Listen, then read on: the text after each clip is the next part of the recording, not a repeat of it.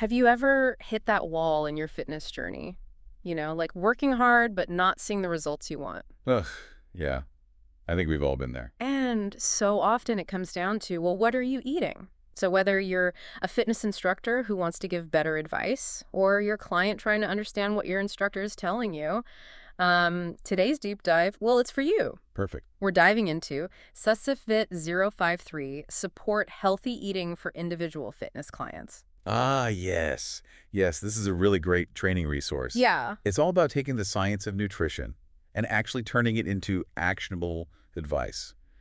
Stuff you can actually use. Exactly, and it's broken down so nicely into 4 clear elements. Yeah. Figuring out what your client even needs, giving advice that's within your scope, Well, that's important. helping clients make changes that actually stick around, Huge. and then actually knowing if your advice made a difference. It's like a roadmap for, making sure you're giving guidance on nutrition that's both responsible and effective. Okay, so before we go crazy talking about, like, meal plans and all that, let's Yeah. talk boundaries.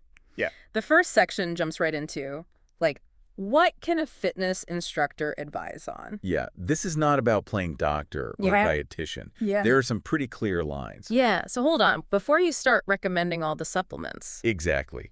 Things like, meal plans that are tailored to medical conditions, supplement recommendations, Right? advice related to managing an illness, like a diagnosed illness, through diet. Right. That is strictly for registered dietitians Sure. and doctors. It's about knowing your lane. Right. Absolutely. Making sure your clients are getting the right advice from the right person. The resource has a great example of this. Remember Lauren from the Eats a Goal case study? Yeah. Wants to lose weight, right? Mm-hmm. Expects her instructor to give her a detailed meal plan. Which makes sense from her point of view. Totally. Okay. But a good fitness instructor would say, well, that's not really my area of expertise, Yeah. and potentially refer her to a registered dietitian. Yeah, so if we're not creating specific meal plans, Yeah. what can we advise on? Well, that's where we get to tap into the gold standard, which is the Australian Dietary Guidelines. The ADG. I've heard of it, but I'll be honest, like, guidelines sometimes make my eyes glaze over a little bit. I feel you. But these are actually pretty user-friendly, Okay. and they're packed with good advice. It's evidence-based, which is good, Right. and it's relevant to all Australians. All Australians. So we're talking athletes, couch potatoes, everyone. Yep.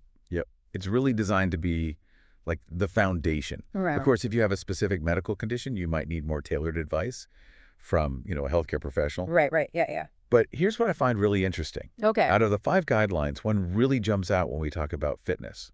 Guideline 1. Yeah. And it really emphasizes the balance between, well, the energy you take in through food Okay. and the energy you expend through physical activity.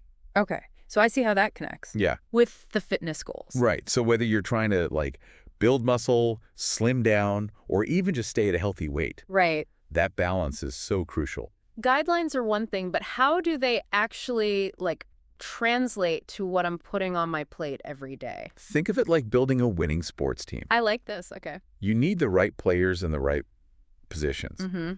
So that's where the 5 food groups come in. It's like your starting lineup. Okay. Give me the lineup. Okay, we got vegetables and legumes, always there to protect your health. Okay. Fruits bring that sweet offense, Yeah.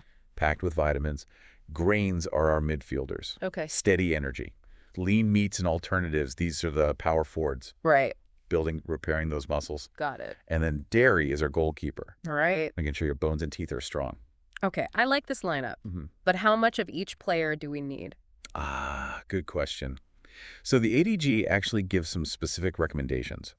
For example, aim for at least 5 serves of veggies a day. 5. 5. The resource actually mentioned that many adults are only getting half of that. Yeah, isn't that wild? It's pretty surprising. So are you getting enough greens to fuel your fitness journey? Something to think about. Yeah, it really is. And I love that the resource mentions legumes as meat substitutes.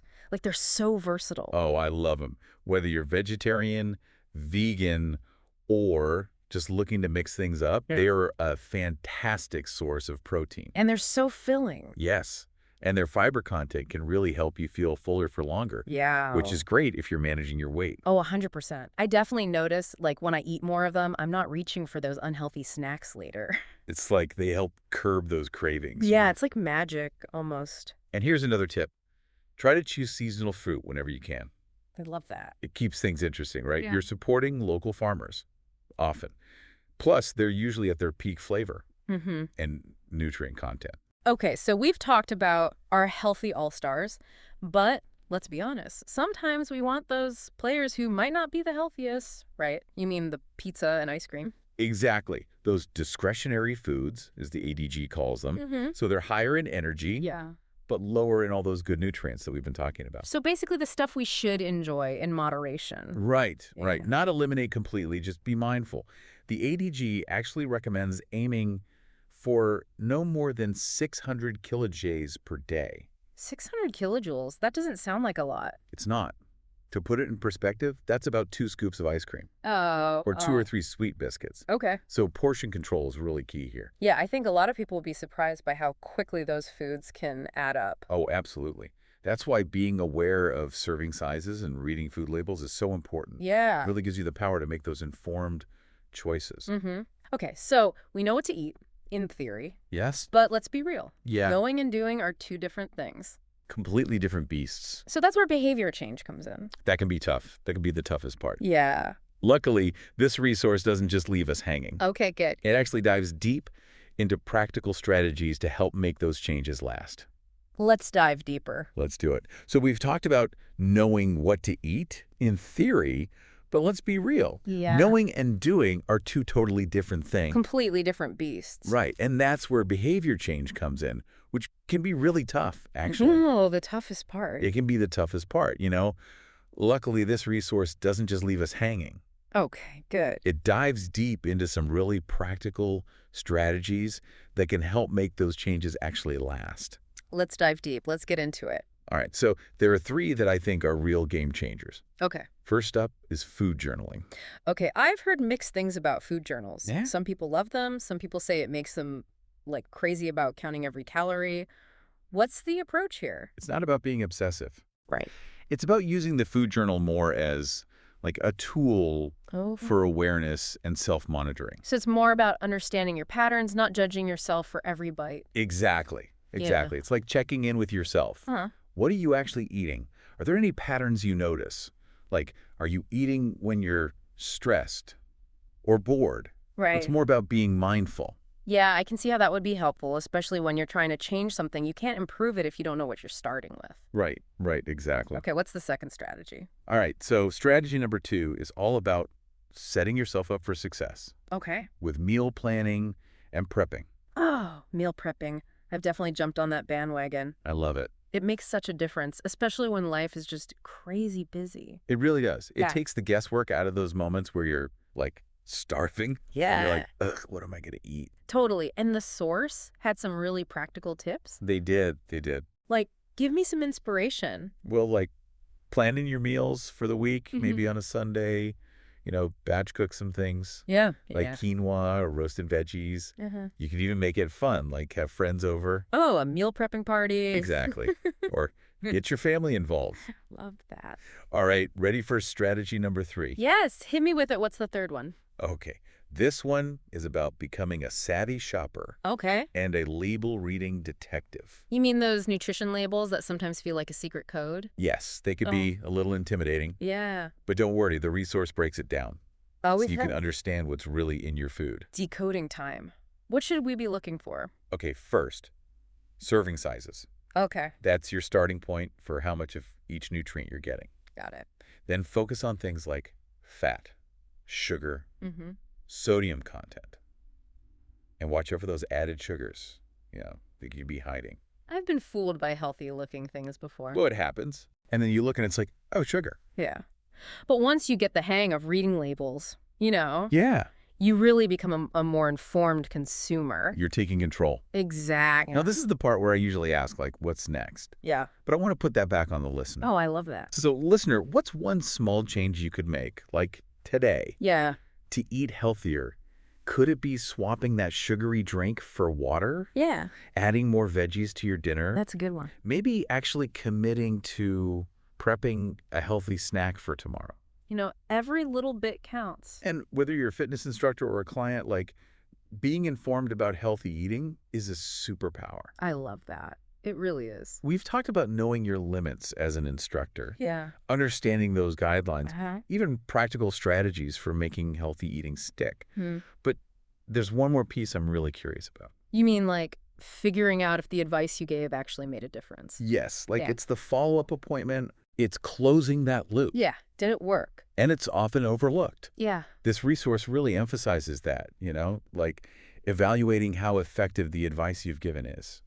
Okay, but how do we measure that? Is it like, are they losing weight, gaining muscle? It's not just about the numbers on the scale Right. or even measurements. Yeah. It's more about the whole picture. Okay, so what are we looking at then? Well, this resource suggests getting feedback from your clients in a few different ways. Like what? It could be something as simple as, regular check-ins. Okay. Just asking them how they're feeling, what challenges they're facing, what's working well. Yeah, it's about those non-scale victories too, right? Like maybe they're sleeping better or have fewer cravings. Exactly. Exactly. Those are super valuable insights that can help you tailor your advice going forward. It's a two-way street. It really is. You're learning from your clients just as much as they're learning from you. I think a lot of fitness instructors would agree that some of their best learning experiences have come from their clients, actually. Yeah, for sure. And don't underestimate like more structured feedback too. Right. Right. Like this resource talks about things like client evaluation questionnaires. Yeah. You can even track their progress, against those SMART goals that you set together. Smart goals. A good SMART goal. They're so helpful. Having those clear, measurable goals Yeah. right from the start. It makes it so much easier to actually see, like, okay, are we on track? Absolutely. And it's not just about individual clients either, right? Right. Evaluating your advice, seeking feedback, that helps you grow as an instructor. It's like leveling up your coaching skills, Yeah. It helps you refine how you communicate. It helps you identify, like, okay, what areas do I need more professional development in? So it's a win-win. It's a win-win for everyone. And it really emphasizes that point we made earlier about staying up to date. The field is constantly evolving, so there's always something new to learn. Well, I think this deep dive into SISFFIT053 has been a great reminder that knowledge is power. Absolutely. We've covered so much, from understanding our scope to the Australian Dietary Guidelines to all those practical strategies Yeah. for actually making changes. So what's the takeaway? Whether you're a fitness instructor or someone who's just, really into their health and fitness, remember that fueling your body with knowledge is just as important as fueling it with the right foods. That's a great way to put it. And this is just the beginning of the journey. Stay curious, keep exploring, and as always, keep diving deeper.